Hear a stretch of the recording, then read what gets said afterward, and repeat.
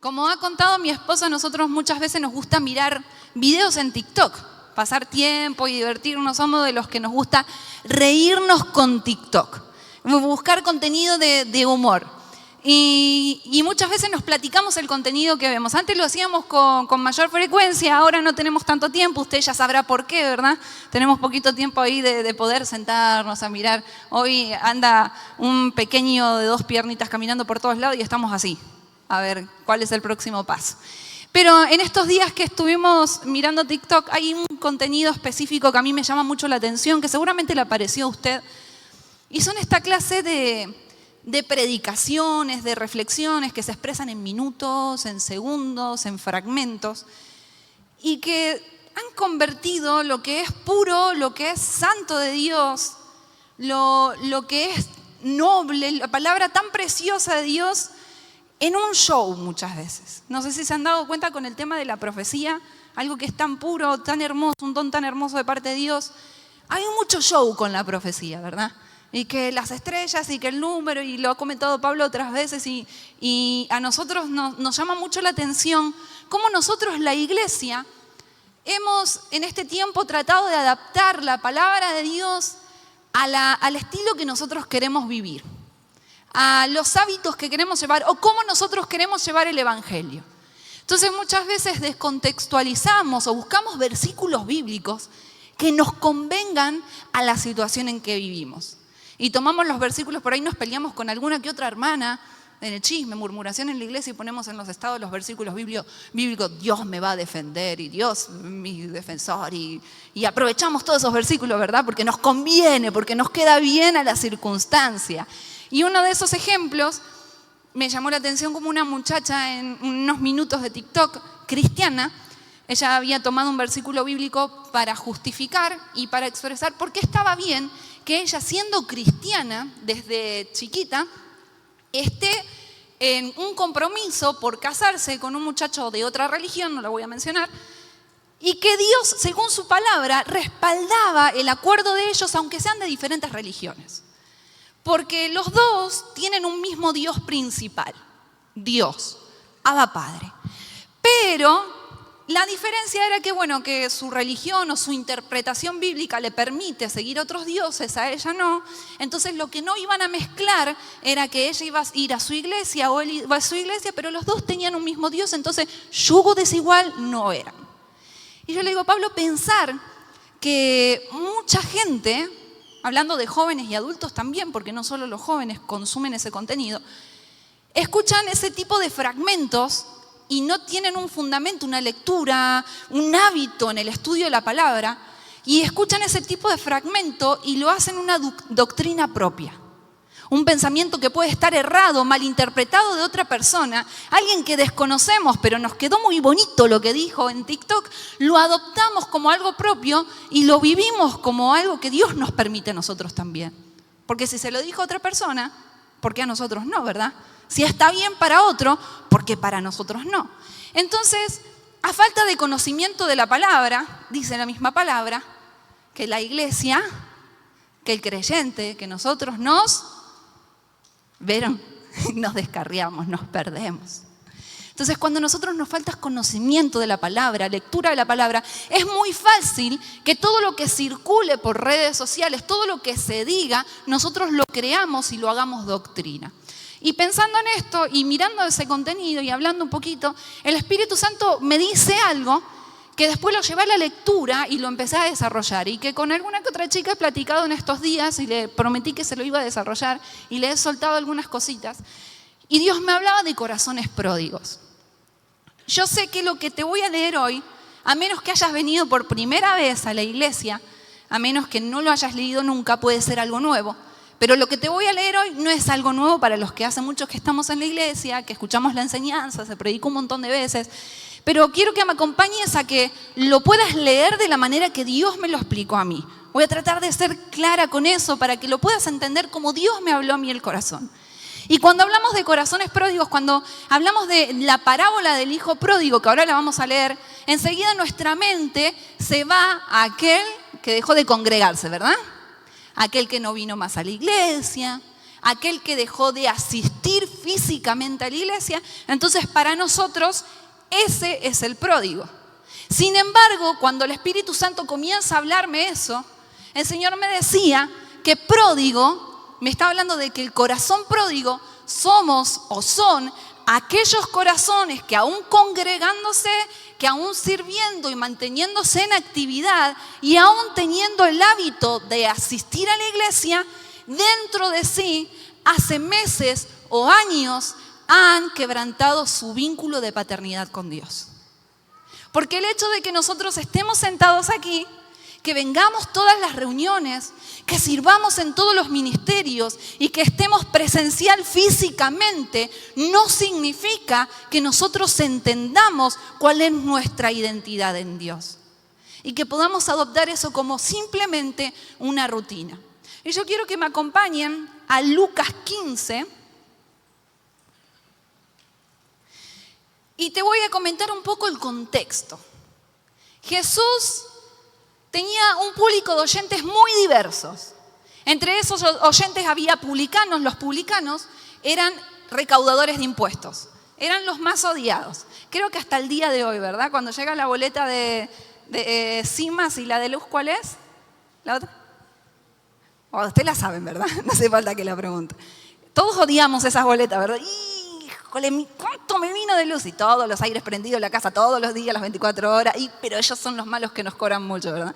Cuando llega la del agua, híjole, ¿cuánto que me llegó del agua esta vez? Y la lavadora todo el día prendida y nos bañamos cantando y haciendo un concierto dentro de la ducha. Pero nosotros nos enojamos con los que nos cobran, ¿verdad? Bueno, siempre fueron un problema esos. Pero hoy en día más o menos tenemos entidades que regulan el tema de la cobranza de los impuestos, o queremos creer que las tenemos, pero en esa época era mucho más injusto porque no había entidades que regularan la cobranza de los impuestos, así que había mucho fraude, mucha corrupción, se aprovechaban mucho de la gente muy pobre, de bajos recursos. Entonces esos publicanos, imagínense, eran muy odiados. También entre los oyentes Jesús tenía un público de prostitutas, de gente que estaba endemoniada, estaba enferma, gente llena de pecado, enfermedades, rebeldía y todos los títulos que querramos ponerlo. Pero también dentro de ese público estaban los fariseos, estaban los escribas. Pablo hace unas reuniones atrás explicó sobre los fariseos porque ellos tenían una postura errónea, aunque estudiaban mucho las leyes. Estaban los escribas, que ahí siempre andaban pendientes de lo que Jesús decía, porque Jesús era un rabí, era un maestro de la ley, un maestro de la palabra. Y aparte de eso, sus discípulos, sus seguidores y él se autoproclamaba Mesías. Entonces, para los fariseos, tanto como para los escribas, era bastante deshonroso, desagradable que el maestro, que aquel que fue instruido, que aquel que tenía tanto conocimiento compartiera con la gente más discriminable del pueblo, por así llamarlo. No me sale la palabra. Despreciable del pueblo. Con la gente más pecadora. ¿Cómo el rabí tan puro iba a compartir con ese tipo de gente? Y en este contexto Jesús habla 3 parábolas, intencionalmente. Y vamos a leer una de ellas. Una de las parábolas fue la oveja perdida, la moneda perdida y el hijo pródigo. Las 3 parábolas hablan de lo que se perdió o el que se perdió, pero me voy a enfocar en el hijo pródigo, que tiene ciertas intenciones de Jesús culturales que al momento de estudiarlas, al momento de meternos y escarbar en lo que Jesús decía intencionalmente, nos llevan a profundidades de los principios bíblicos o los principios espirituales del reino de Dios. Entonces vamos a leer detenidamente Lucas 15, 11. Si nos acompañan ahí, yo lo leo desde acá. Jesús dijo: un hombre tenía 2 hijos. El menor de ellos dijo a su padre: Padre, dame la parte de los bienes que me corresponde. Y le repartió los bienes. No muchos días después, juntándolo todo el hijo menor, se fue lejos a una provincia apartada y allí desperdició sus bienes, viviendo perdidamente. Y cuando todo lo hubo malgastado, vino una gran hambre en aquella provincia y comenzó a faltarle. Y fue y se arrimó a uno de los ciudadanos de aquella tierra, el cual le envió a su hacienda para que apacentase cerdos. Y deseaba llenar su vientre de las algarrobas que comían los cerdos, pero nadie le daba. Y volviendo en sí, dijo: ¿cuántos jornaleros en la casa de mi padre tienen abundancia de pan? Y yo aquí perezco de hambre. Me levantaré e iré y diré a mi padre: Padre, he pecado contra el cielo y contra ti. Ya no soy digno de ser llamado tu hijo.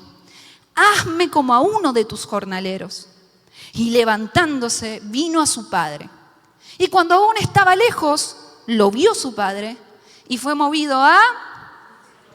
Y corrió y se echó tras su cuello y le besó. Y el hijo le dijo: Padre, he pecado contra el cielo y contra ti, y ya no soy digno de ser llamado tu hijo. Pero el padre dijo a sus siervos: sacad el mejor vestido y vestidle. Poned un anillo en su mano, un calzado en sus pies, y traed el becerro más gordo y matadlo. Y comamos y hagamos fiesta, porque mi hijo muerto era y ha revivido. Se había perdido y es hallado. Y comenzaron a regocijarse. Ahora, hay algo acá que culturalmente era legal, pero que no era bien visto. Nosotros estamos acostumbrados a que la herencia se recibe o se percibe cuando el que va a heredar ya murió, ¿verdad? Generalmente la herencia no se pide antes, en algunos lugares, no sé si aquí en México sea legal, sé que en la mayoría de los lugares se puede, pero en la cultura, en ese momento, vamos a remontarnos a ese momento, era algo que se podía, era algo legal, pero que era muy mal visto, porque significaba para la cultura judía desear que el padre vivo estuviera muerto. Era una forma de que el hijo tenía de decirle al padre: te tardaste mucho, quiero la herencia. De deshonrar el apellido, de deshonrar su identidad como hijo. Él creyó que le correspondían esos bienes, que era derecho suyo, que aunque me imagino que esos bienes, porque no dice cuánto dinero había, cuánto dinero había ahorrado ese padre, cuántas posesiones tenía, pero sí dice que tenía jornaleros, que tenía campos, que tenía viños, porque los jornaleros trabajaban en el campo. Entonces, dinero había una suma que le interesaba. El que pide la herencia es el hijo menor. Otro dato es que el hijo menor recibía muchísima menos herencia que el hijo mayor. El hijo mayor llevaba la mayor parte. Y aún así, aunque no era igualita la parte de la que su hermano, él decidió que le correspondía. Aunque me imagino que el tiempo de vida que tenía ni siquiera significaba una parte del trabajo que debería haber significado esa herencia. Sin embargo, ahí se puso: la quiero, y el padre, no dice la parábola acá que se negó ni se opuso, repartió, porque lo tenía que hacer, a los dos por igual la herencia. Ahora, esto me recuerda muchas veces a la posición que nosotros tomamos con Dios. A la posición que nosotros creemos muchas veces que tenemos para con Dios. Que porque Dios es un Dios que lo caracteriza la bondad, tiene la obligación de bendecirnos sí o sí y de responder a nuestras oraciones de maneras positivas absolutamente todas. Entonces creemos que Dios no tiene derecho a decirnos que no. Nos enojamos con un no porque como la característica de Dios es la bondad, es los planes de bien, son los caminos más altos, todos los versículos que nos gustan, ¿verdad? Cuando esa bendición nos llega, nos enfurecemos, nos enojamos y empezamos a tener un corazón disconforme, rebelde. Que por qué a otros sí y por qué a mí no. Que por qué uno sí y por qué el otro no. Y cuando nos ponemos en ese plan, nos vemos igualitos al hijo pródigo, reclamando algo que hasta que ni le correspondería, podemos decir, a ese momento. Muchas veces nosotros nos ponemos en ese plan de: Señor, tú eres el dueño del oro y la plata, ¿verdad? Tú tienes todo el dinero del mundo. Yo ahorita ando bien pobre. Crocante los bolsillos, diríamos los argentinos. ¿Se entiende, no? Cuando están tan secos que los toca y crujen. Ahorita no tengo dinero, pero a Pepito le diste un negocio y mirá cómo prospera Pepito. y le diste todo, y alguien se lo regaló el dinero, y alguien proveyó, y él oró y ayunó, fue a las vigilias, se lo diste, yo quiero mi negocio. Yo quiero mi emprendimiento porque me lo merezco, porque también soy tu hijo, dice la palabra. Porque yo también merezco tener un negocio, un emprendimiento, tengo que tener los bolsillos llenos. Y ahí andamos de necios pidiendo y pidiendo, pidiendo. Y a veces los no de Dios son beneficios para nuestras vidas. Porque una bendición, en un momento donde nuestra fe no alcanzó la madurez o nuestro espíritu no alcanzó el desarrollo que tenía que tener, una bendición nosotros mismos, por nuestra mala motivación, por nuestra mala intención, la convertimos en una perdición. Y déjenme darle un ejemplo, siguiendo con lo del negocio. Señor, quiero mi negocio, quiero mi emprendimiento, quiero que me prosperes, quiero que me paguen más en el trabajo, quiero un aumento de sueldo. Y ahí cuando llegó la bendición, cuando llegó el negocio, de pronto, híjole, es que yo me levantaba en las madrugadas para orar, para que Dios me prosperara, pero ahorita ando tan cansado, porque me levanto muy temprano para ir al negocio. Y me acuesto muy tarde por atender el negocio. Entonces, y cómo me cuesta orar. Hace meses que no oro porque me consume, esto me consume. Entonces, lo que era una bendición, lo convertimos en una perdición para nosotros. Y a veces estamos con esa relación que se rompió, ese vínculo, ese familiar que hemos perdido. Señor, quiero recuperar este vínculo y que mis amigos y que mi padre. Y cuando se recupera el vínculo, ahí estamos, hijos. Le hablaste del Señor a tus papás, a tu familiar, a tu amigo que hace mucho que no se hablaban y que lo habían perdido, a esa relación, a ese vínculo. Le hablaste de Cristo, lo pudiste traer a la iglesia. No, es que dijimos que no íbamos a hablar de religión en la mesa. Porque de hablar de religión en la mesa, hijo, se va todo de nuevo. Lo pierdo de nuevo. Lo que me costó perdonarlos, lo que nos costó restablecer el vínculo, ¿para qué? Para mencionar a Dios y perderlo de nuevo. Entonces aquello que era una bendición en un momento, que era una oración que se convertía en un desvelo, que era aquello que tanto pedíamos al Señor, no teníamos la madurez espiritual ni la madurez y el desarrollo de nuestra fe para sostenerlo y sosteniéndolo en el tiempo siendo una bendición, porque nuestra intención y motivación corrompió lo que el Señor nos dio como bendición. Y ¿sabe qué? Hay algo más que dice, que después de pedir eso que creyó que le correspondería, dice que no muchos días después, dice la palabra de Dios. No pasaron muchos días. Acá no dice la parábola que al recibir la herencia él automáticamente se tuvo que ir, o el padre lo echó de la casa, o el padre se enojó, porque acá un hijo permaneció y siguió bajo el mismo techo que su padre, pero uno decidió irse. Dice que no muchos días después, yo me imagino que en esos días que fueron pasando, él fue cultivando determinados pensamientos. Él fue recibiendo consejos a ver qué podía hacer con esa herencia. Imagínese usted en ese lugar, recibe un dinerito, recibe algo que podría capitalizar, invertir. ¿Qué empieza a hacer? A pensar, a proyectar y empieza a verse que puedo hacer tal cosa y que puedo hacer tal otra y que puedo alcanzar tal otro. Y empieza a pedir consejos. ¿Qué harías vos con este? O decime, ¿en qué invertirías esto? Y uno empieza a preguntar, ¿verdad? Lo llevo al ejemplo económico que es el más fácil, pero esto se puede llevar a muchas áreas. Y empezamos a pedir consejo y a veces los lugares que elegimos para pedir consejos no son los consejos adecuados para la situación, pero los pensamientos, las ambiciones, los consejos empiezan a alimentar en nosotros una decisión. Y después que pasaron esos días, él tomó su decisión. ¿Cuánto tiempo nos demora a nosotros, a usted y a mí? ¿Cuánto tiempo nos demora en convertir las bendiciones en excusas y justificaciones para alejarnos de la intimidad con Dios? ¿Cuánto tiempo nos demora? ¿Días, meses, semanas? No, es que ahorita no puedo ir a la iglesia. Es que ahorita no puedo orar. Es que ahora se me hace difícil servir, porque el trabajo, porque tanto pedí a Dios por un aumento de sueldo, otra posición laboral que Dios me la dio y yo sé que Él entiende que debo pasar más tiempo en el trabajo porque Él me lo dio, ¿verdad? Entonces Él me va a entender por qué no vengo. Dios me va a entender que si falto domingo por medio del servicio, está bien porque Dios reconcilió ese vínculo que perdí. Todos los domingos con ese vínculo tengo carnita. ¿Cómo me voy a perder la carnita asada? Dios lo entiende si Él me permitió restablecer ese vínculo. Y así nosotros somos expertos en convertir todas esas bendiciones en excusas y justificaciones para alejarnos de nuestra intimidad con Dios.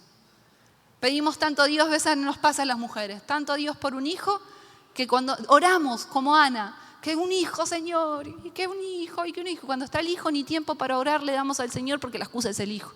Que mi esposo venga a la iglesia, que mi esposa venga a la iglesia. Y cuando el esposo o la esposa pasan mucho tiempo en la iglesia nos enojamos, ¿verdad? Porque desaparecen. Y ahí estamos, convirtiendo todas nuestras bendiciones en excusas, en justificaciones. ¿Cuánto tiempo nos demora? ¿Cuánto tiempo nos demoró? Y dice que después de tomar su decisión, se fue lejos, se apartó a otra provincia. Ahora, el irse lejos no es como ahora. Yo me vine muy lejos de mi familia. Tenemos como, ¿cuántos son? Como 11 horas para llegar, ¿verdad? Entre aviones, camiones y todo, son como 11 horas. Pero hoy el beneficio de las comunicaciones, las videollamadas, hacen que todos los días hagamos una videollamada, que no es lo mismo, yo sé que no es lo mismo, pero a la comparación de esa época es un montón. Porque en esa época el irse de su casa y de su tierra era no saber cómo iba a quedar tu papá, tu mamá, tu tierra, el negocio. Era ya romper el vínculo familiar, romper el vínculo paternal que tenía él con su papá y decir, bueno, acá cada quien su camino, al que le vaya bien, muy bien, al que le vaya mal, tampoco se va a enterar el otro. Era romper el vínculo completamente.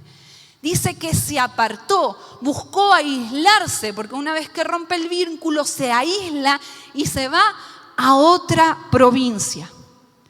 Se fue a un lugar que no pertenecía. Decidió establecerse en un lugar para el cual no fue diseñado. Fue educado, fue instruido, tenía raíces con una cultura judía, enseñado dentro de la cultura y eligió pertenecer a un lugar para el cual no había sido diseñado. ¿Le habla algo esto a usted? Cuando nosotros rompemos el vínculo de intimidad con Dios, no hace falta que dejemos de venir a la iglesia. Porque muchas veces esto lo hacemos como para limpiar las culpas, ¿verdad? Y ignoré en toda la semana, pero si voy el jueves y el domingo Dios me vuelve a aceptar. Con esto no estoy diciendo que deje de congregarse, venga el domingo, no entiendan mal la palabra. Pero a veces tomamos la excusa de que hemos venido el domingo, el sábado, el jueves, y eso nos exime y nos limpia de todo pecado, pero en nuestra casa cero intimidad con el Señor y estamos igualitos, estamos lejos, estamos pródigos, porque nuestra intimidad con el Señor se nutre en la privacidad de usted con Dios, mía con el Señor. Cuando nosotros rompemos ese vínculo, una de las consecuencias o evidencias que suelen aparecer en nosotros es el aislamiento. Empezar a retirarnos de aquellos lugares que en un momento para nosotros eran de refugio, de seguridad, de edificación, que eran un lugar de crecimiento, que eran un lugar de desarrollo. Y de pronto hay lugares que antes nos sentíamos que pertenecíamos y empezamos con estas frases de, y es que ya siento que, no sé si se dice acá, no encajo, ¿sabían? Siento que no encajo. ¿Le pasó alguna vez a usted? En Argentina tenemos un dicho que dice, sapo de otro pozo. Como que no puede cantar en otro pozo, tiene que ser su pozo. Entonces cuando está en un lugar que te desorientas, decimos, me sentí sapo de otro pozo, no es mi lugar. Así nos sentimos muchas veces. En un lugar donde nos agradaba estar, donde sentíamos familiar, edificación, de pronto ya no encajamos, no sé, me siento raro, no voy a la reunión de los jueves, de los domingos, porque, o si voy, entro una hora más tarde, créanme que yo estuve ahí. Cuando andaba así, que rompí mis vínculos con el Padre, que desconecté con el Señor en una temporada de mi vida, yo llegaba una hora más tarde al servicio para que nadie me preguntara cómo estaba, porque estaba mal. Y yo sabía que los hermanos de la iglesia son chismosos y preguntan. No se crean. Los hermanos de la iglesia se preocupan, ¿verdad? Los hermanos de la iglesia se preocupan, aún no lo conocen. y preguntan. Y algunos preguntan porque todos preguntamos, ¿cómo estás? ¿Cómo te fue? Y yo lo que menos quería es que en esa situación me preguntaran, ¿cómo estás? Porque iba a soltar todo el veneno que traía, ¿verdad? Y llegaba una hora después y me iba, apenas el pastor decía, amén, terminé, corría para afuera, para no cruzarme a ningún líder, que me dijeran, vení, vamos a platicar 5 minutos. Vení, 10 minutos después del servicio, quédate conmigo. ¿Por qué? Porque ya no sentía que pertenecía. Sentía que tenía que cumplir, pero ya no sentía, mi lugar no encajaba. Y esas son cosas que evidencian que nosotros ya hemos roto nuestro vínculo con el Señor. Cuando de pronto no queremos venir a una vigilia porque si hace tanto que no oro, me van a poner a orar en la vigilia, no voy a decir, voy a reprender al Espíritu Santo y a reprender al diablo con el diablo y decir cualquier cosa. Mejor ni voy, a ver si me dan el micrófono todavía. A veces el pastor, ¿vieron cuando el pastor empieza a preguntar? Estamos todos así. Como que pase de largo, ¿verdad? A ver si todavía me toca, a ver si todavía tengo que orar, a ver si todavía tengo que pasar arrodillado acá, no es un lugar para mí. Mejor están las chilacas a esa hora, con un par de amigos que conocí que no me van a andar pidiendo que ore, o no me van a preguntando cómo estoy. Nos vamos a reír, nos vamos a divertir. Ese es el lugar que quiero. Ese es el lugar donde me siento cómodo, porque nadie pregunta a nadie, nadie juzga nada. ¿Sabe que muchas veces nosotros decimos, no digo que no pasa, pero he entendido que muchas veces nosotros creemos que la iglesia nos juzga, pero en realidad lo que nosotros sentimos en la iglesia no lo vamos a sentir en otro lado. Porque, por ejemplo, si hay algo que evidencia o que va a hacer que yo crezca, es que yo trabaje con la gente de la iglesia, porque la gente de la iglesia sabe que yo tengo que dar frutos, porque lo dice la palabra que los dos leemos. Por ejemplo, voy a poner de ejemplo a mi suegra, ¿verdad? Mi suegra sabe que yo tengo que dar fruto. Yo sé que mi suegra tiene que dar fruto. Trabajar juntas hace que nosotras tengamos presente la palabra. Y sabemos si tenemos un desacuerdo, sabemos si tenemos una pelea, sabemos que si tenemos algo, la palabra nos exige dar frutos. Y que si yo no doy ese fruto, me es fácil culpar y decir, es que me juzga, ¿verdad? Es que me critican, es que no me entienden. Pero en el mundo, con los amigos del trabajo que no son cristianos o amigos de tu entorno que no son creyentes, ellos no tienen conciencia de que somos llamados a dar frutos, no conocen la palabra. Entonces, si yo reacciono mal, si digo maldiciones, si peco de codicia, si digo cualquier cosa o cualquier disparate que se me venga, el otro no va a estar esperando de mis frutos. Entonces me siento cómodo porque no me va a juzgar. Y a veces nos malconvencemos de que esos son lugares que nos sentimos cómodos porque en la iglesia nos juzgan. No es que la iglesia juzga, es que en la iglesia estamos exigidos a dar fruto porque el otro tiene la misma palabra que yo tengo. ¿Se entendió el ejemplo? Pero a veces se convierte en una excusa. Yo siempre le digo a las chicas con las cuales trabajamos, ¿usted qué cree que le costaría más? Si pasa a alguien, lo voy a dar con otro ejemplo del que siempre doy, porque ese ejemplo no lo puedo dar acá, pero muchas me van a entender. Si alguien pasa en un carro por el libramiento y me dice algo feo, a lo mejor me dice, güera sin color, pálida, lagartija piedrera, como me dice mi cuñado. Yo ni sé quién era. Seguramente, como iba por acá, se va al puente, se va del río, quién sabe si lo vuelvo a ver. A lo mejor, y hasta americano era y me lo dijo mal y entendí mal. Me río, le cuento a mi esposo, nos reímos los dos. Mucha risa. Pero ahora, ¿y si me lo dice un hermano de la iglesia? Que lo veo el domingo y lo veo el jueves. Ah, con que piensa que soy una lagartija piedrera. Eso está en su corazón, ¿verdad? Qué bonito el hermano diciéndome eso. Ahí sí me molesta. ¿Qué es lo que cambia? ¿Lo que se dijo de mí o quién lo dijo? ¿Y por qué nos molesta más cuando las cosas suceden aquí adentro? O mejor dicho, con la comunidad de la fe. Porque yo sé que mi comunidad de fe está también para pulir mi carácter, para sacar los frutos que tengo que sacar, porque esta comunidad de fe tiene los mismos códigos y principios que yo tengo. Y es donde se nos pone a prueba a todos, ¿verdad? Entonces muchos de nosotros esas cositas y esas pequeñas cosas no las entendemos y son perfectas justificaciones para sentir que ya no pertenecemos. Que mejor ahí nos vamos a otra provincia, a otro lugar de pertenencia. Y esto no estoy hablando con el hecho físico de ir a congregarse a otro lugar o con el hecho físico de dejar de venir a la iglesia, porque muchos de nosotros estamos físicamente acá, pero nuestro corazón le pertenece a otros entornos. Venimos y asistimos de manera rutinaria, pero nuestro corazón, nuestro espíritu le está perteneciendo a otro lugar hace mucho tiempo, porque ya hemos convertido nuestro corazón en un hijo pródigo. Entonces, todo lo que antes nos edificaba, ahorita es un problema, es una molestia, es un lugar que no me pertenece. Ahora que rompimos el vínculo, que creemos que no encajamos, que creemos que mucho tiempo le servimos al Señor, es momento de tomarme tiempo para mí y el Señor lo va a entender. Y todas esas excusas que nos convencen a nosotros mismos, pero son lugares que nos pertenecen. Ahora la pregunta es, ¿a qué lugar le estás perteneciendo ahorita? Mientras estás sentado acá, mientras estoy acá enfrente con el micrófono. ¿A qué lugar le está perteneciendo tu corazón? ¿Realmente le está perteneciendo al trabajo? ¿Le está perteneciendo a la profesión? ¿Le está perteneciendo a un círculo de amistades que no edifican?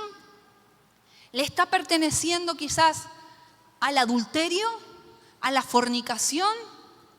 ¿Le está perteneciendo a la pornografía? ¿Le está perteneciendo a qué tipo de pecado? ¿A la ansiedad? ¿A la depresión? Que no son pecados, pero son condiciones del alma, que quebrantan el espíritu. ¿Le estamos perteneciendo a la enfermedad? ¿Saben que tenía una familiar que le pertenecía a la enfermedad? Pero no porque realmente tenía una enfermedad. Es porque a través de la enfermedad ella sabía que tenía a los hijos cerca. Entonces cada tanto sabíamos que se iba a enfermar porque estaba recibiendo menos visitas de nosotros. Y una llamada por teléfono, alguna enfermedad. No, que me estoy a punto de morir y que tengo tal esto y tal otro. Y nos reímos con mi mamá porque tenía un dicho, un día van a abrir la puerta y me van a encontrar muerta tirada, nos decían, porque nadie viene a visitarme. Y ahí estábamos todos los lunes, todos los domingos, porque le quería pertenecer a una enfermedad para lograr manipular los sentimientos de los demás. Hay lugares que elegimos pertenecer a los cuales no pertenecemos.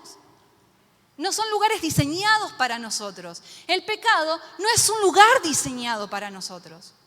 La murmuración, el chisme, la rebeldía y todos los que mencioné antes no son lugares diseñados para nosotros. Hemos sido diseñados desde el principio de la creación para pertenecerle a la presencia del Señor. Y en otro lugar no vamos a dar fruto ni vamos a ser saciados. Dice que una vez que se fue a otra provincia, allí desperdició sus bienes. A veces nosotros tenemos los principios un poco confundidos, porque creemos que una persona primero pierde todo para luego estar mal espiritualmente, emocionalmente, cae en depresión y tocó fondo. Pero déjeme decirle que antes de perder todos sus bienes, él lo que había perdido era su identidad como hijo. Los bienes fue lo último que perdió, no lo primerito. Pero como nosotros somos muy materialistas, a veces creemos que eso es lo primero, ¿verdad? Que es lo que nos va a hacer reaccionar. Perder bienes, perder vínculos, perder trabajo, hasta que no le pase tal cosa, ahí no nos vamos a dar cuenta. Pero lo que tenemos se pierde una vez que hemos perdido de enfoque quiénes somos. Si nosotros ahorita hemos perdido todo y nada tenemos, lo primero que hemos perdido es nuestra identidad como hijos de Dios. Y a veces empieza de manera muy sutil, con decisiones, una atrás de la otra. Dice que perdiendo todo, todos sus bienes, decidió vivir perdidamente. Ahora, el hecho de vivir perdidamente significa que tuvo como un hábito de todos los días, una rutina, una costumbre, tomar malas decisiones. Vivir perdidamente significa o se traduce en que vivía sin identidad. Usted y yo, ¿hoy sabemos realmente quiénes somos? ¿O repetimos como loros que somos hijos de Dios? Pero esa verdad no se reveló en nuestro corazón. Usted y yo vivimos sin visión, venimos por venir, pero no estamos conectados a una visión. Usted y yo vivimos sin propósito. Vivir perdidamente es estar perdido en los planes de Dios para nuestras vidas. Dios tiene un propósito para la iglesia. No hablo solo de la iglesia local, hablo de la iglesia global. Unos planes para la iglesia. Y usted y yo tenemos un rol dentro de ese propósito de Dios para la iglesia global. No hallarnos dentro de ese plan de Dios es vivir perdidamente. Vivir sin enfoque y sin visión. Seguir a Cristo por costumbre. Si usted y yo no manifestamos un propósito, significa que no hemos entendido cuál es nuestro rol o nuestro trabajo como hijos de Dios. Vivir perdidamente. Ay, sí, así me dan pausa para tomar agua. Más fuerte, así me dan un ratito más.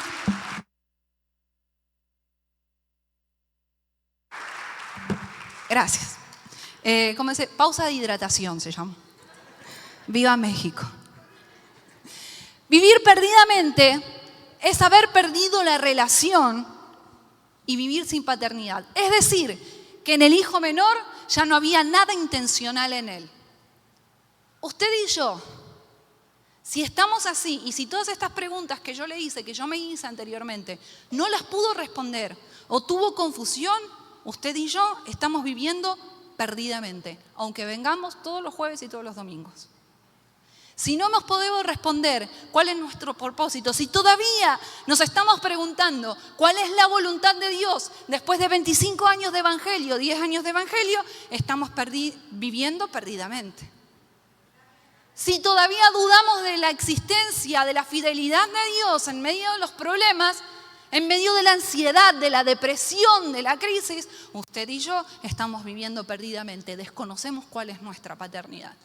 Porque ansiedad, depresión, problemas económicos van a venir. Dice la palabra que la lluvia es sobre justos y sobre injustos. Es decir, a todos nos llueve por igual. La diferencia es que a nosotros la lluvia hace que nuestra tierra florezca. A nosotros no nos inunda, no nos ahoga, hace que nuestra tierra florezca. Tomamos de la lluvia para hacer crecer y regar esa fe. El problema no es que la ansiedad en algún momento quiera aparecer, que la depresión, que la crisis no quiera amenazar, que la economía tiemble, que los problemas en el matrimonio, en la familia quieran aparecer. Ese no es el problema. El problema es que nosotros dudemos de quién es nuestro Padre para intervenir en la ansiedad, en la crisis, en los momentos de dificultad. Si, como le dije hace un ratito, no pudimos responder a estas preguntas, entonces piensa usted si está viviendo perdidamente, aún dentro de lo que nosotros decimos evangelio. ¿Hace cuánto estamos sin intención? Y dice que viviendo perdidamente, cuando todo lo hubo malgastado, ahora, ¿qué estamos haciendo nosotros con los dones que Dios nos dio? Con los talentos. Porque invertir nuestros dones y nuestros talentos en un lugar que no nos pertenece, al cual no les pertenecemos, llámese trabajo, llámese hobby, llámese nuevo círculo social, llámese como se llame en el lugar que usted eligió pertenecer, al cual no pertenece, invertir los dones, los talentos, el tiempo ahí, va a hacer que sea útil su don, su talento, pero no va a producir fruto, porque nuestros dones y nuestros talentos fueron dados para producir frutos de salvación. Y estar en un lugar para el cual no fueron diseñados van a ser bonitos, van a ser útiles, pero no van a producir el fruto por el cual fueron implantados en nuestras vidas. En donde estamos malgastando nuestro tiempo. Porque vivir por la causa equivocada nos va a dejar sin nada al final de la carrera de la vida. Invertir el tiempo en el propósito, en la causa incorrecta, va a hacer que vivamos perdidamente, sin enfoque, sin propósito, desorientados, sin proyección, sin visión, pródigos de corazón. Dice que cuando todo lo hubo malgastado, sobre aquella provincia vino un gran hambre. No dice que vino sobre todos los lugares, o sobre todo, y sobre inclusive el lugar, no, sobre la provincia donde él eligió pertenecer, hubo necesidad. ¿Y cuándo apareció la necesidad? En el peor momento, cuando lo perdió todo. La necesidad de la crisis no apareció cuando tenía un montón de riquezas y se llenó de amigos y a todos les podía pagar, a todos podía invitar, a todos podía llevar. Cuando todos se rodeaban de él porque tenía posesiones, porque tenía bienes y porque tenían dinero. Cuando él ya no tenía absolutamente nada, se manifestó la verdadera esencia del lugar donde decidió pertenecer. Y crisis y necesidad. Cuando nosotros elegimos pertenecer a un lugar que no es la presencia de Dios y creemos que ese es nuestro lugar, al principio puede ser que parezca que ya estamos conformes y que hemos encontrado el equilibrio. Puede ser que parezca que al fin encontramos equilibrar nuestra vida religiosa, por así llamarlo, ¿verdad? Con nuestra vida natural y empezamos a separar como en cajitas en nuestra vida, como si Dios nos ocupara de todo un íntegro en nuestras vidas, como si Dios no estuviera en todo en nuestras vidas. Y cuando empezamos a creer eso y empezamos a perder sin darnos cuenta, en el momento que nada tengamos ni nadie tengamos, va a ser el peor momento, el momento de crisis y de hambre. La saciedad que da estar en el lugar al cual no pertenecemos es incompleta, porque no llena todos los espacios. Ese lugar donde elegiste pertenecer, llámese como se llame, llámese pecado, llámese adulterio, llámese rebeldía, llámese trabajo, llámese deporte, profesión, llámese amigos, llámese como se llame, que elegiste pertenecer con todo tu ser, ese lugar te va a saciar incompletamente, porque no va a llegar a todos los lugares. Ese lugar tiene una saciedad fugaz, porque va a elevar todas tus emociones un día y te vas a sentir la persona más feliz y al otro día vas a estar por el suelo de nuevo, allá abajo. Es una saciedad superficial porque no llega a la profundidad de la necesidad de tu espíritu y de mi espíritu.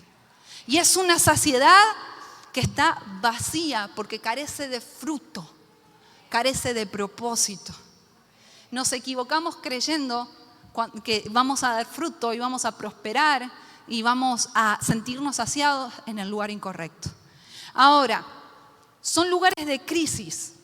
El hambre espiritual que usted y yo tenemos ahorita, ese hambre que no estamos saciando con nada, ese hambre que nos tiene perdido, viviendo perdidamente, y me pongo de ejemplo también con ustedes, ese hambre que queremos tapar con otras cosas momentáneas y temporales, no se va a saciar más nada que con lo espiritual, porque el hambre espiritual se sacia con lo espiritual.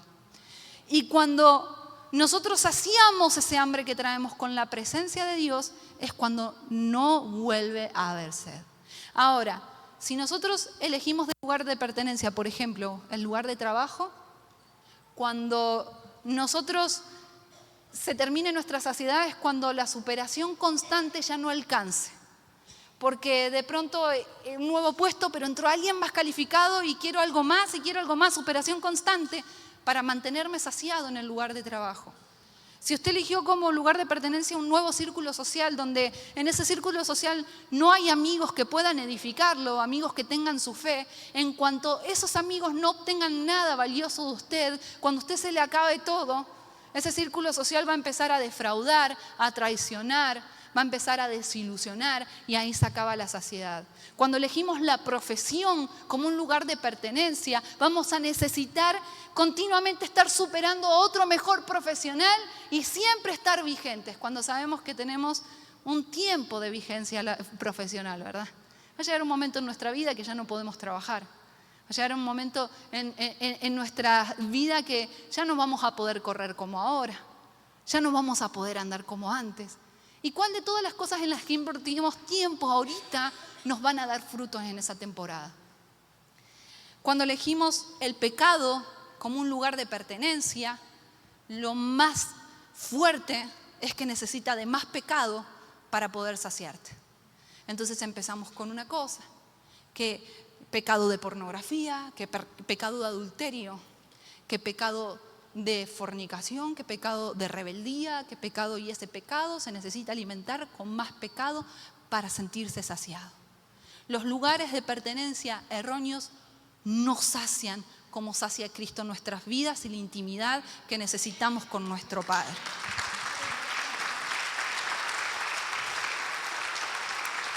Cuando el espíritu no es alimentado, las emociones y la carne se alteran y se corrompen. Nosotros creemos, como decía recién, que nuestra vida son cajitas. Acá están las emociones y las emociones se trabajan con el psicólogo. Acá están el alma y el alma se trabaja con el autocontrol. Y acá está el espíritu, acá entra Dios, entra la iglesia y separamos nuestra vida. Y acá está la carne, nuestra vida natural, y eso tiene que ver con buenos hábitos, tiene que ver con proyecciones, proyectos, y separamos todo en cajitas, y en la única cajita que necesitamos a Dios es en la que consideramos espiritual. Pero Dios estableció una jerarquía en nuestras vidas. Primero es el espíritu, porque nosotros primero fuimos espíritu antes de ser carne. Y cuando Dios estableció eso, estableció el orden para todas las otras cosas. Cuando nuestro espíritu está saciado y alimentado en lo espiritual, lo terrenal, lo natural, lo emocional se ordenan. Pero cuando nuestro espíritu no está alineado con lo espiritual, en lo natural y en las emociones, en el alma, hay corrupción y hay desorden. La palabra de Dios habla esto un montón de veces. Hasta dice, mirá el rostro de una persona, la carne por fuera, cómo se expresa. Así está su corazón. Esa es Jessica, lenguaje actual. Pero usted ya sabe el versículo que habla, ¿verdad? También dice que el que manifiesta enfermedad en su cuerpo es porque la raíz de esa enfermedad está en la amargura. Hay que leer. La amargura enferma los huesos. La palabra de Dios no separa en que esto es natural, que esto es espiritual. La palabra de Dios nos enseña que toda nuestra vida debe estar debajo del orden espiritual y los principios espirituales de Dios. Primero el espíritu, siempre el espíritu, para encontrar en orden nuestra vida terrenal y nuestra vida emocional. ¿Cómo? Sí, pausa de hidratación.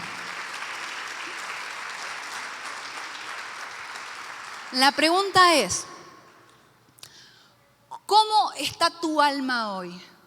¿Cómo está mi alma hoy? Así como ahorita mismo esté nuestra alma, es consecuencia del alimento que le estamos dando al espíritu. ¿Qué tipo de alimento le estamos dando a nuestro espíritu? Pequeños reels de TikTok o de redes sociales que nos abran inspiraciones en 2 o 3 segundos y con eso ya creímos que leímos toda la Biblia del día. ¿O le estamos dando estudio de la palabra de Dios? ¿Qué le estamos dando a nuestro espíritu hoy? ¿La oración que los líderes están haciendo sobre nosotros, que nos va a guardar y nos va a proteger? ¿O nuestras rodillas diarias en la intimidad, en conexión con el Padre? ¿Qué alimento le estamos dando al espíritu? Se va a manifestar en cómo esté en nuestra alma. Su alma, mi alma, ¿está en depresión, en ansiedad? ¿Qué hay que resolver en el espíritu? Obviamente que está muy bien la ayuda de un profesional, apoya, aporta, que la ayuda de alguien que sepa, la guía, el consejo.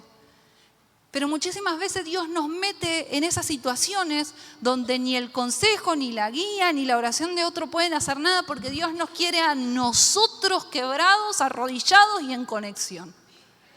Porque lo que nosotros establezcamos en vínculo con el Padre no puede ser reemplazado por la oración de otro, por la lectura de otro. Esto es personal de usted, es personal mío con Dios.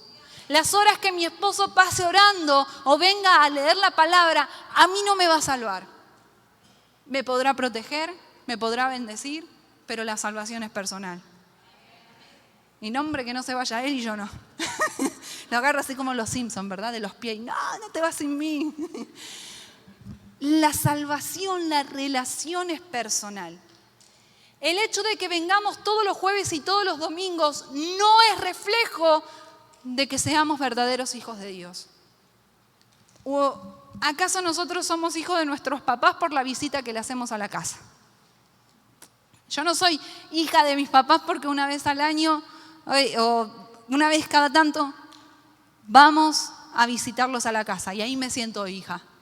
Yo puedo estar acá ahorita y me siento hija por la conexión, por el vínculo que hay, porque sé quiénes son mis padres.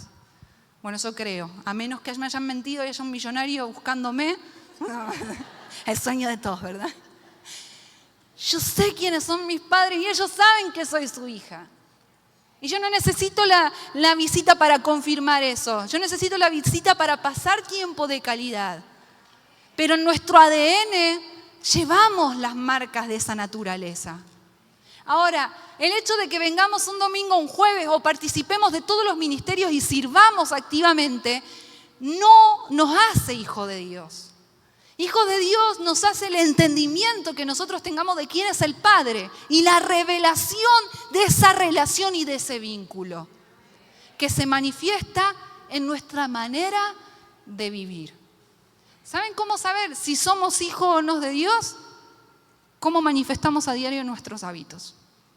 ¿Cómo manifestamos nuestra manera de vivir? ¿Qué pensamientos predominan en nosotros? ¿Qué reacciones tomamos ante las circunstancias? Esto no significa que seamos perfectos o que todo nos va a salir perfectamente de 10, sino que no somos hijos del pecado y no los practicamos, y que aunque pequemos nos arrepentimos y volvemos con un corazón quebrantado, pero no permanecemos en él. Esa es la diferencia también. Dice que una vez que en aquella provincia vino un gran hambre, mire qué cosa loca, decidió pedirle ayuda a un ciudadano de aquella provincia. ¿No se le hace que a veces nosotros actuamos bien necios, bien negligentes en algunas situaciones? ¿No tuvo la primera idea, la primera instancia de sentirse hijo y volver al Padre? Le pidió ayuda a otro muerto de hambre, diríamos, ¿verdad? Estaba en la misma crisis, en la misma provincia. ¿Qué le podía dar? A veces elegimos lugares de pertenencia o entornos de pertenencia y cuando estamos en crisis, cuando estamos en hambre, pedimos consejo de las personas que menos nos pueden ayudar. Pasamos una crisis matrimonial, le pedimos consejo al que se la pasa adulterando. ¿Qué vamos a terminar haciendo? Cometiendo adulterio. Pasamos una crisis económica, le pedimos consejo al que es desleal en el trabajo. ¿Qué vamos a terminar haciendo? Siendo desleal. Pasamos una crisis de estima, de identidad, ¿y a quién le pedimos consejos? A las redes sociales, a los TikToks, a que te tienes que ver así de fresca, tienes que hacer tal cosa. Y ahora se puso muy de moda el que en las redes mostraban tanta perfección que vamos a ser un poquito más vulnerables. Entonces lloran delante de las cámaras. ¿Vieron esos videos que, ay, me pasó tal cosa? Y el maquillaje intacto, con el filtro lloran.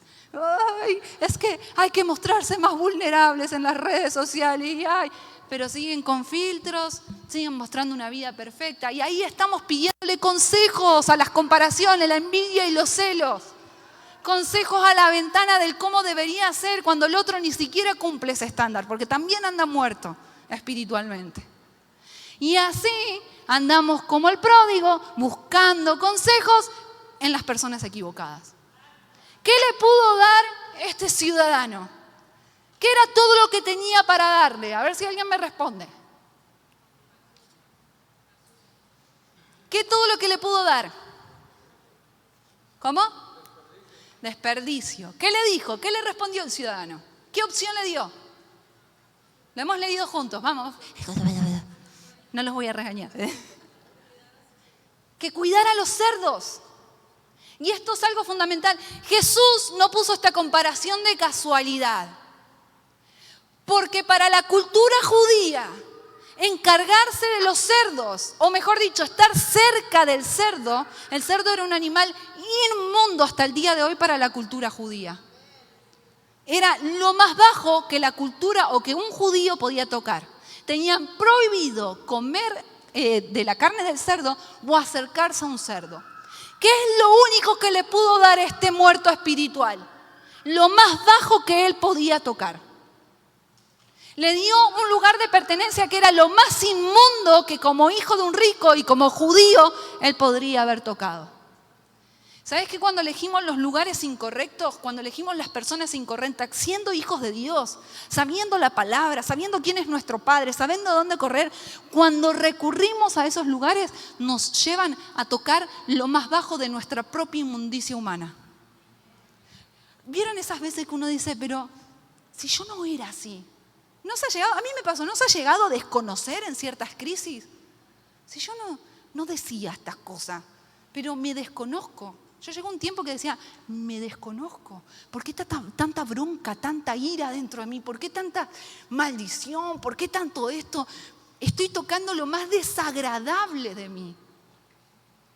Cuando nosotros buscamos en los lugares incorrectos consejo, dirección, cuando elegimos pertenecer a ciertos ambientes que no nos corresponden, no fueron diseñados para lo que nosotros fuimos diseñados, es cuando nosotros llegamos a tocar lo más bajo de nosotros mismos. Y él dice que andaba entre los cerdos. Y dice que aún así deseaba comer lo que el cerdo comía y nadie le daba. Nadie puede darnos nada en lugares así. Nadie puede saciarnos en lugares así. Y a veces es propósito de Dios que nadie tenga nada para darnos y que nadie se acerque a ayudarnos. Porque nosotros sabemos quién es nuestro Padre y por voluntad propia decidimos dejar ese vínculo. Pero nosotros sabemos cómo volver también.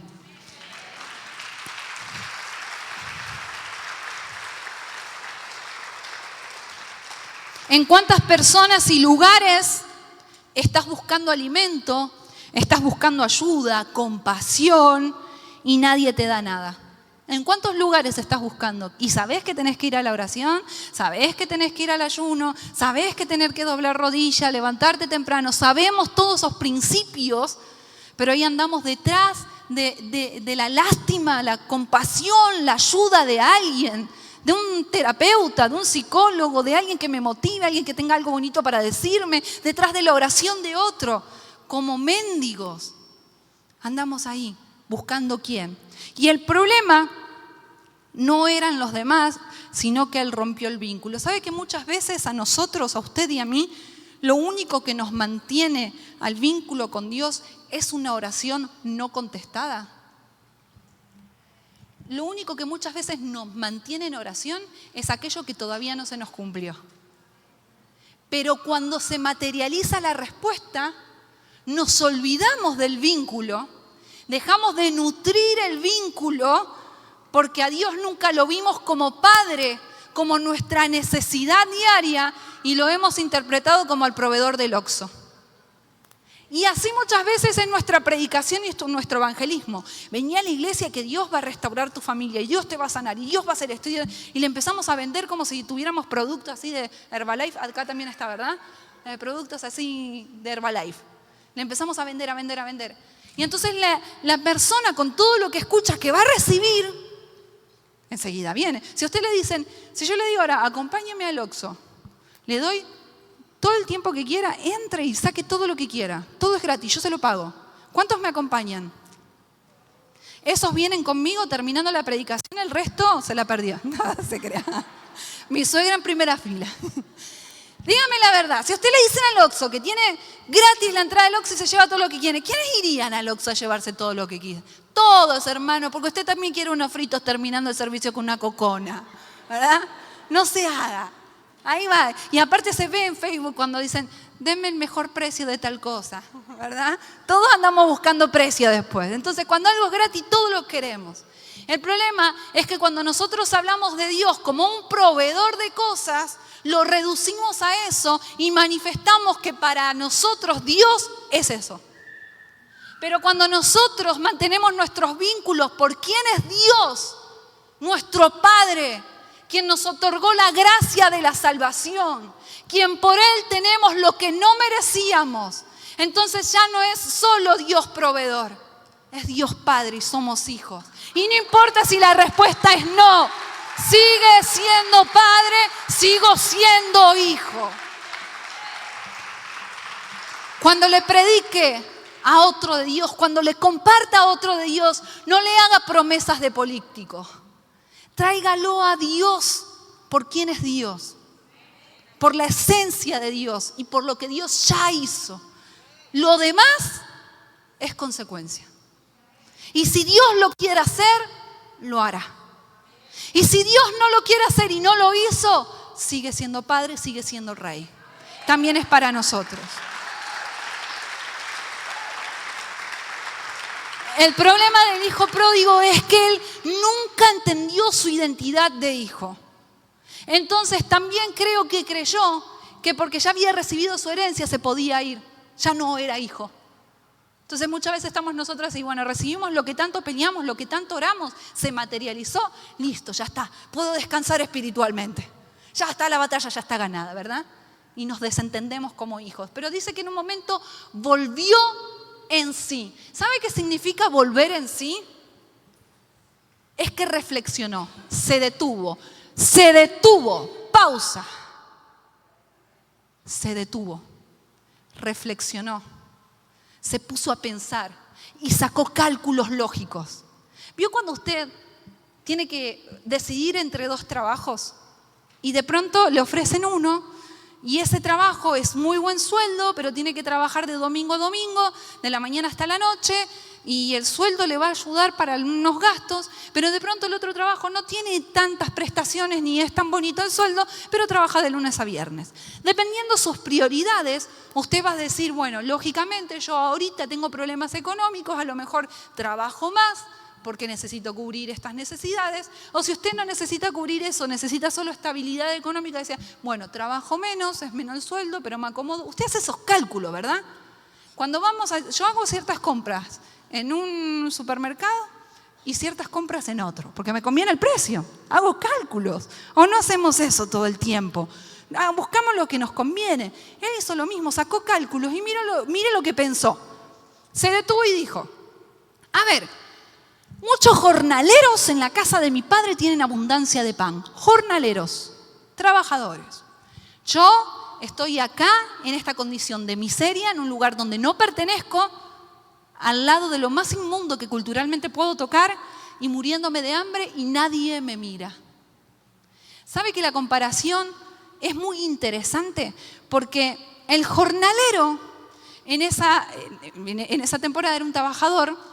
Ahora también hay jornaleros, pero cabe resaltar que el jornalero recibía su sueldo al final del trabajo, al final del día, y dice que tenían abundancia de pan porque el jornalero tenía ciertos derechos. Como eran trabajos solamente en campos y en viñas, si le picaba el hambre y estaba recogiendo uvas, tenía derechos a comer de las uvas. Era un derecho que tenía como trabajador.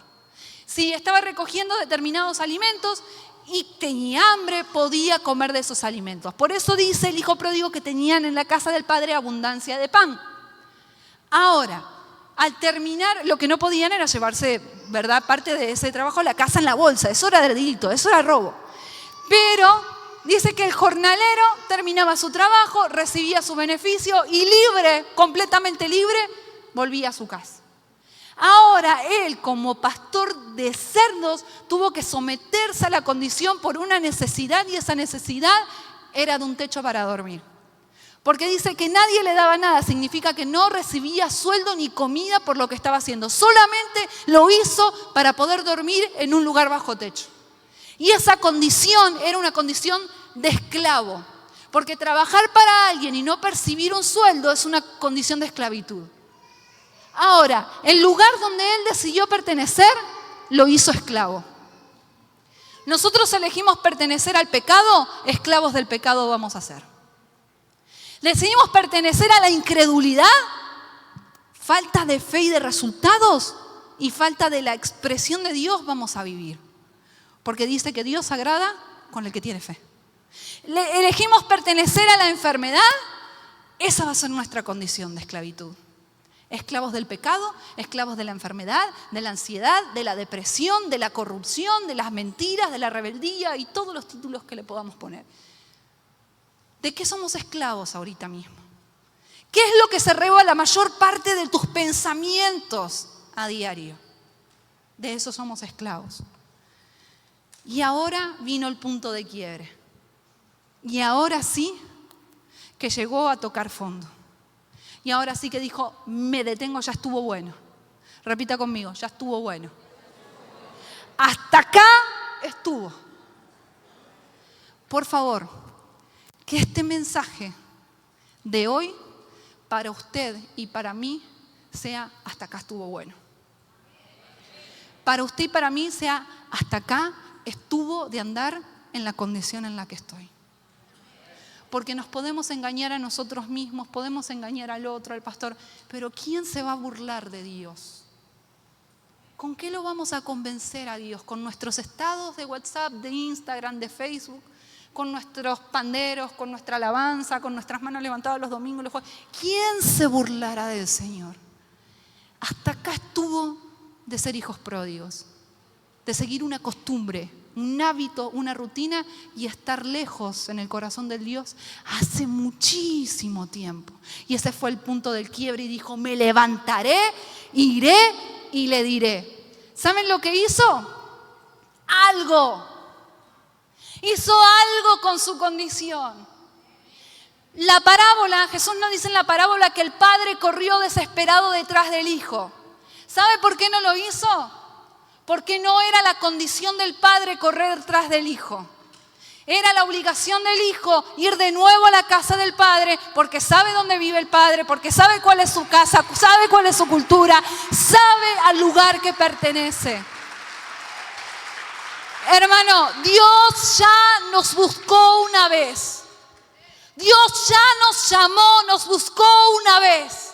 Ya nos sacó del lodo, nos sacó del pozo una vez. Usted y yo conocemos la palabra. Usted y yo conocemos la paternidad de Dios. Usted y yo sabemos quién es nuestro Padre.